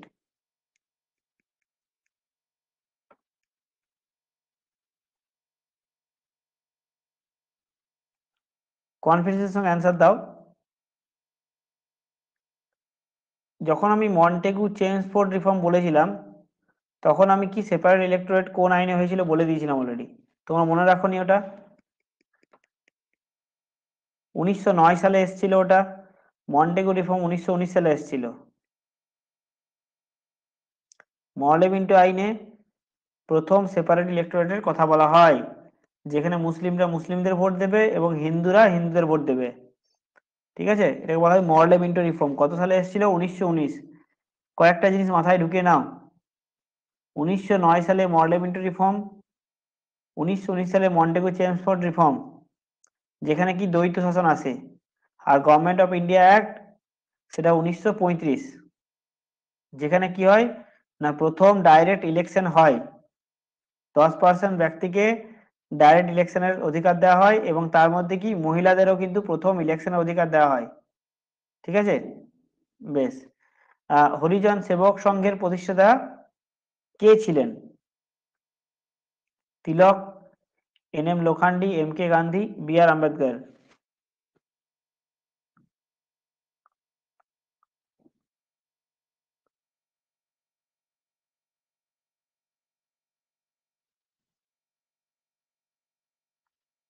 বেশ, কে ছিলেন এটা? এম.কে. গান্ধী।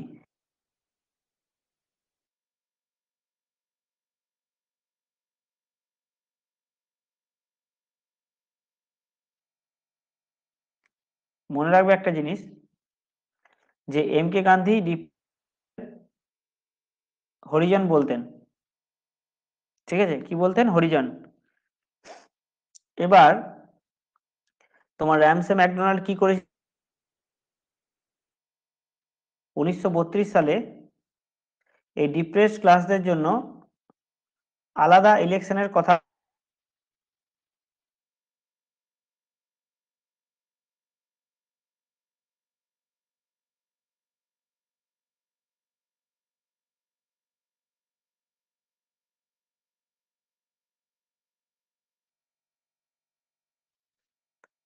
হ্যাঁ, বুঝতে পারছি।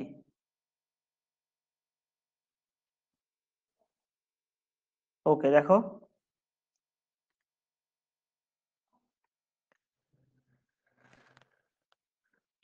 দেখা যাবে। বেশ, 46 নম্বর কোশ্চেনটা হলো, মনে রাখবে এম.কে. গান্ধী এবং আম্বেদকরের মধ্যে পুনা চুক্তি হয়েছিল। পুনা চুক্তি কত সালে? 1932। ঠিক আছে, বেশ। নেক্সট দেখি, কলকাতা হিন্দু কলেজ কত সালে প্রতিষ্ঠা হয়? এই কিছুক্ষণ আগে করালাম কোশ্চেনটা, মনে করো কত সালে হয়?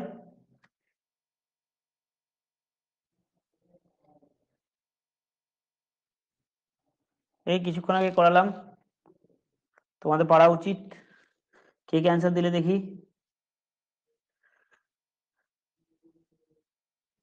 অর্পিতা, চরণ প্রসাদ, দিশা, রিম্পা, অনু, বৈশাখী, শ্রাবণী। সবাই একদম ঠিক অ্যান্সার দিয়েছিল, ভেরি গুড। এটা ঠিক আছে, 1817। এরপর দেখো, চিরস্থায়ী বন্দোবস্ত প্রবর্তিত হয় কত সালে? 1798, 1802, 1790, 1793। খুব ইজি কোশ্চেন, আমি বলে দিলাম একটু আগে। বাহ, সবাই অ্যান্সার দিয়ে বসে আছো। এটা হচ্ছে 1793। কে করেছিল পার্মানেন্ট সেটেলমেন্ট? Lord Cornwallis. এরপর দেখো, ডাইরেক্ট অ্যাকশন ডে, এটা তো একদম পারা উচিত, কারণ কিছুক্ষণ আগে বলে দিয়েছি আমি এটাও। কত হবে এটা? আর কে করেছিল? যে কোনো একটা জিনিস জানলে হয়ে যাবে, হয় নামটা কিংবা ডেটটা। নাম কিংবা ডেট, দুটোর মধ্যে একটা জানলেই কিন্তু হয়ে যাবে।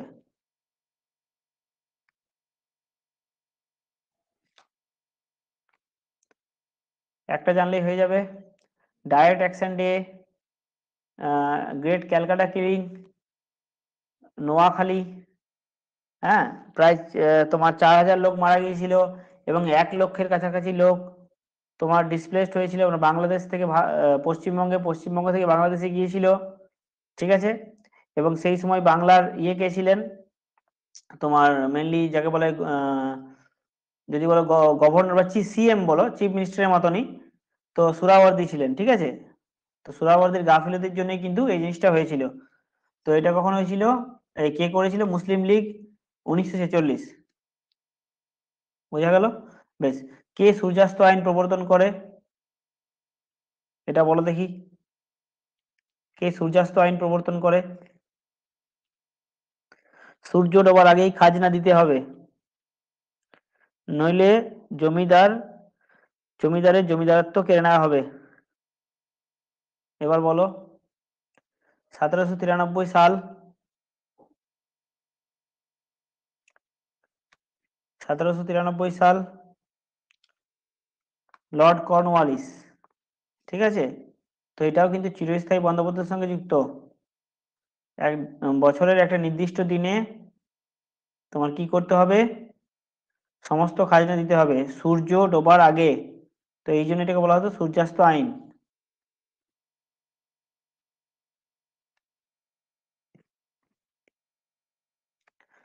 এরপর দেখো, রবীন্দ্রনাথের কোন উপন্যাসে স্বদেশী আন্দোলনের সমালোচনা পাওয়া যায়?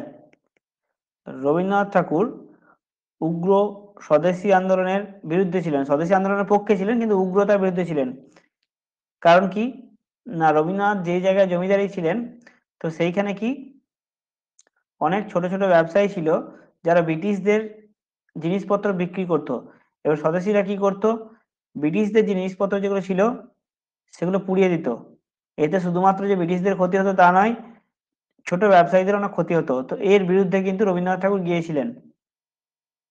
ঠিক আছে, তো এটা কি হবে, এটা হবে ঘরে বাইরে। এবং একটা সিনেমাও আছে ঘরে বাইরে, সেখানে তোমার ভিক্টর ব্যানার্জি এবং সৌমিত্র চট্টোপাধ্যায়, এরা দুজন অভিনয় করেছেন। এবং এখানে কি না, আহ, ভিক্টর ব্যানার্জি রবীন্দ্রনাথের ভূমিকা পালন করেছিলেন, মানে ভিক্টর ব্যানার্জিকে রবীন্দ্রনাথের যে চিন্তা ভাবনা সেটা দেখানো হয়েছে। বেশ, 52টা দেখো, 1921-এর মোপলা বিদ্রোহ কোথায় সংঘটিত হয়েছিল? আসাম, কেরল, পাঞ্জাব, বাংলা।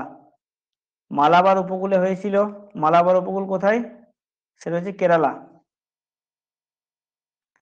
বেশ, 1942-এর ভারত ছাড়ো আন্দোলনের সময় কে ভারতের ভাইসরয় ছিলেন? Linlithgow, Willingdon, Wavell, মিন্টন।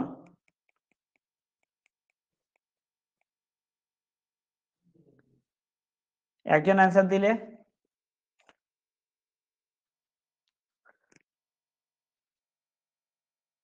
কে ছিল, খুব কমন নাম, লিনলিথগো। 53টা হবে এ। ঠিক আছে, এরপর দেখো, অল ইন্ডিয়া কিষাণ সভা গঠিত হয়েছিল কখন? অল ইন্ডিয়া কিষাণ সভা কে গঠন করে? স্বামী সহজানন্দ সরস্বতী। কত সালে করে?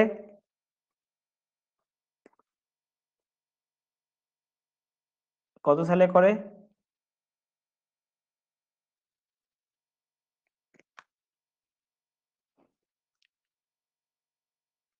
ভেরি গুড, শ্রাবণী, দিশা, অর্পিতা। 1936, 1936 সালে অল ইন্ডিয়া কিষাণ সভা গঠিত হয়। ভারতের জাতীয় কংগ্রেসের কোন অধিবেশনে প্রথম বন্দে মাতরম গানটি গাওয়া হয়েছিল? এটা খুব কমন কোশ্চেন। বঙ্কিমচন্দ্রের আনন্দমঠ উপন্যাস থেকে এই বন্দে মাতরম গানটি নেওয়া হয়। এটা কখন গাওয়া হয়? 55টা খুব ইজি কোশ্চেন, কমন কোশ্চেন।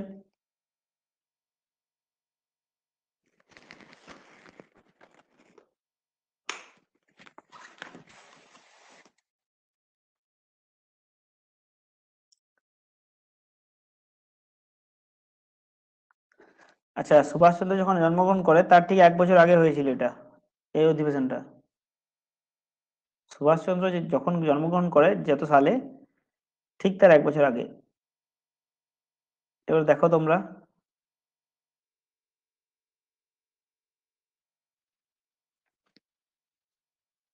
ঠিক, এটা হচ্ছে 1896-এর অধিবেশনের প্রথম গাওয়া হয়েছিল বন্দে মাতরম গানটি। এবং আমাদের যে ন্যাশনাল সং সেটা কিন্তু বন্দে মাতরম। আর ন্যাশনাল অ্যানথিম হচ্ছে তোমার কি, জনগণ মন অধিনায়ক জয় হে। তো ন্যাশনাল সংকে আমরা জাতীয় সঙ্গীত বলছি, আর ন্যাশনাল অ্যানথিমকে আমরা কি বলছি? জাতীয় স্তুতি। মনে রাখবে। সাইমন কমিশন গঠন করা হয়েছিল কিসের জন্য? ভারতীয় সংবিধানের সংস্কার, প্রশাসনিক সংস্কার, শিক্ষার সংস্কার, জেল কোড সংস্কার। এটা যখন সাইমন কমিশন বললাম তখন আমি অলরেডি বলে দিয়েছি যে এটা কেন করা হয়েছিল।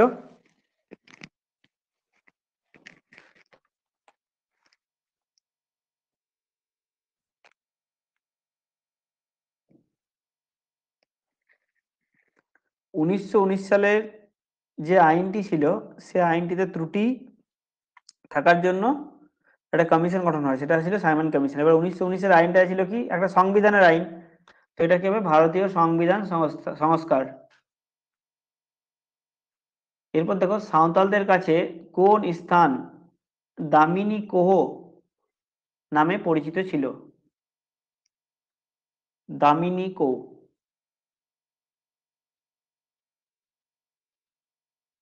কোন স্থান?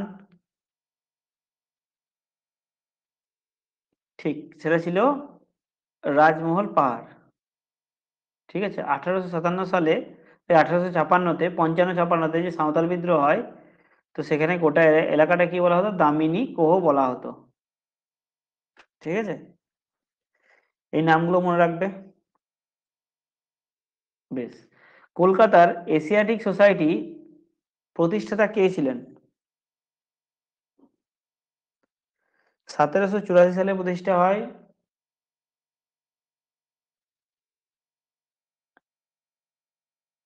ঠিক ঠিক বলেছো তোমরা, এটা হচ্ছে উইলিয়াম জোন্স। 1784, মনে রাখবে। এখানে কি ভারতের যে সমাজ, মানে মেনলি সোসিওলজি, সেই সব বিষয় নিয়ে এখানে চর্চা করা হতো এই সোসাইটিতে। সিপাহী বিদ্রোহের সময় ভারতের বড়লাট কে ছিলেন? লাট সাহেব কে ছিলেন?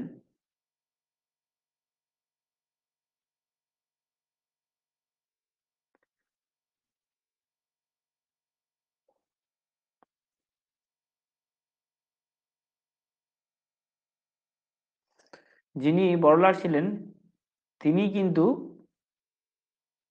যখন তোমার কি government of India act 1858 pass হয়, তখন তার যে তোমার পদবি ছিল সেটা হয়ে গেল কি, গভর্নর জেনারেল থেকে ভাইসরয়। প্রথম ভাইসরয় কে ছিল? তিনিই ছিলেন কি, বড়লাট, লর্ড ক্যানিং। ঠিক আছে, এরপর দেখো গান্ধীজি হিন্দ স্বরাজ কখন লিখেছিলেন? তিনি গুজরাটি ভাষায় এটা লিখেছিলেন।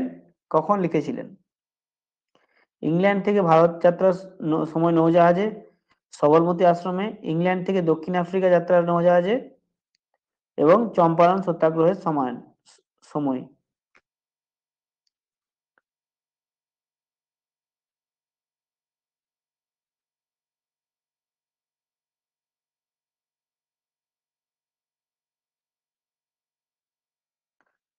দেখো দুটো একই রকম অ্যান্সার রয়েছে, তখন গেস করার চেষ্টা করবে, হয় এইটা না হয় এটা।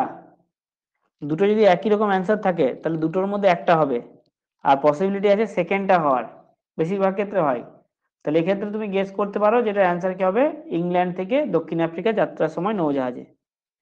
আমি বারবার বলছি যে কোনো এক্সামে, যে কোনো এক্সামে দুটো যদি একই রকম সিমিলার টাইপের অ্যান্সার থাকে, ঠিক আছে, সিমিলার ধরনের অ্যান্সার থাকে, তো সেই দুটোর মধ্যেই কিন্তু একটা অ্যান্সার হবে, সেটা যে কোনো হোক, ম্যাথ হোক, ইংলিশ হোক, বা তোমার হিস্ট্রি জিওগ্রাফি যাই হোক, দুটো একই ধরনের অ্যান্সার থাকবে, দুটোর মধ্যে অ্যান্সার হয়। তো এক্ষেত্রে দেখো দুটো একই রকম অ্যান্সার, তো এটার অ্যান্সার কি হবে, অ্যান্সার সি।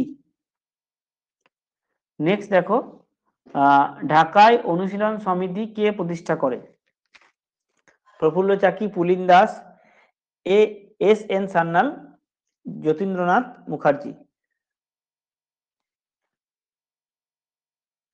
প্রমথ মিত্র 1902 সালে এই অনুশীলন সমিতি প্রতিষ্ঠা করে। কে? প্রমথ প্রমথ মিত্র।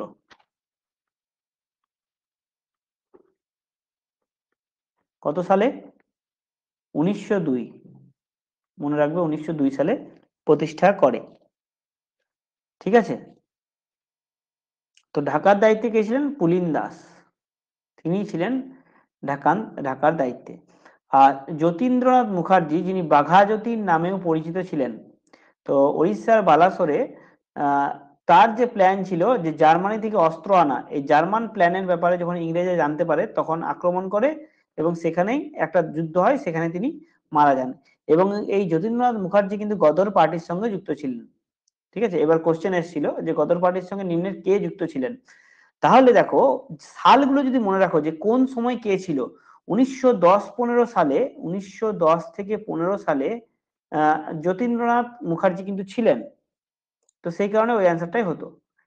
বেশ, বিখ্যাত ভারত মাতা ছবির চিত্রশিল্পী কে ছিলেন? ভারত মাতার ছবিটি আশা করি তোমরা দেখেছো, গেরুয়া কাপড় পরিহিতা একজন নারী, যার 4টে হাত, একটা হাতে তোমার ধান, আরেকটা হাতে বোধহয় তলোয়ার বা কিছু, একটা হাতে কোমণ্ডল, একটা হাতে গীতা, আর একটা হাতে যে তোমার কি একটা ঘটির মতো যেটা বলা হয়, নামটা মনে পড়ছে না, সেটা আছে। ধান, ঘটি, গীতা, আর যেটা দিয়ে জব করে সেই ধরনের একটা জিনিস।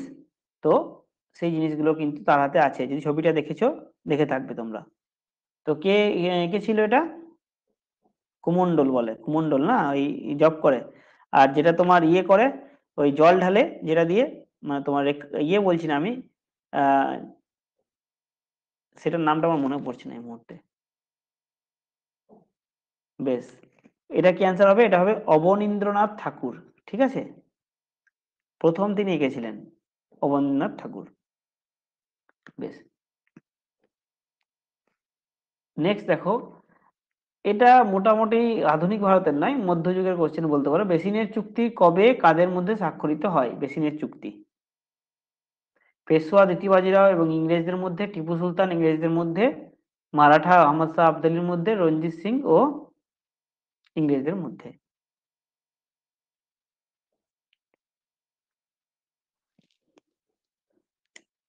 ঠিক, এটা হচ্ছে পেশোয়া দ্বিতীয় বাজিরাও ও ইংরেজদের মধ্যে 1802 বেসিনের চুক্তি। এত কঠিন কোশ্চেন দেবে না, দেবে বেসিনের চুক্তি কাদের মধ্যে স্বাক্ষরিত হয়, তখন মারাঠা এবং ইংরেজ দিয়ে দেবে অ্যান্সার। ঠিক আছে, এবার দেখো মাউন্ট ব্যাটেন প্ল্যান কবে ঘোষিত হয়েছিল? এটাই শেষ কোশ্চেন, এরপর আর কোশ্চেন নেই। মাউন্ট ব্যাটেন প্ল্যান কবে ঘোষিত হয়েছিল, এবং এই প্ল্যানে কি ভারত এবং পাকিস্তান দুটো দেশ হবে আলাদা, এবং একটা বাউন্ডারি কমিশন, যেটা আমরা স্যার ক্রিক কমিশন বলে জানি, তো সেই কমিশন গঠন হয়, এবং তার সঙ্গে সঙ্গে ভারত পাকিস্তান ভাগ হয়, দুটো আলাদা দেশে পরিণত হয়। কখন হয় সেটা? সেটা হয় 3 জুন 1947। ঠিক আছে, 3 জুন 1947। বেশ, এখানে আমাদের কোশ্চেন অ্যান্সার শেষ করলাম। পরের ক্লাসে আবার আমরা খুব ভালো ভালো কোশ্চেন নিয়ে আসবো কোনো একটা বিশেষ টপিক থেকে। ঠিক আছে, ওকে।